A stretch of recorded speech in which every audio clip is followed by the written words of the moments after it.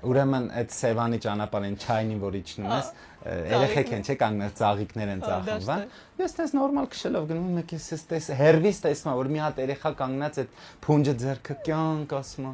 խնդրում եմ էլի, չես ուզում իս ծաղիկ առնես։ Ասի պրինցիպի չէ ուզում ես ծաղիկ առնել, խնդրում եմ իս ծաղիկ առ մի հատ ծաղիկ։ Լավ, ասի կառնեմ։ Այն երեխու մոտից էլի բան։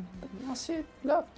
Մոտեցա, պատուանը իջացրեցի մեկ էս հենց նայեց այդ երեխան ասեց բարև բալես։ Ասեց բարև ձեզ։ Այս ծաղիկները դու ես հավաքել։ Ասեց հա, քո ձեռքով, հա։ Ծախում ես ինչի համար։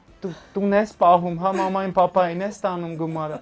Ասեց հա, ոյ ապրես, նարես ինչ։ Բա ինչ արժի է ծաղիկը, ինձ ինձ իրար մի 1000 դրամ հլտուր։ Բա ինչ արժի է ծաղիկը, ես երեխան սուս լուրջ եմ, 15000։ Լավ չես արա, քշելը։ Գիտեք ո՞։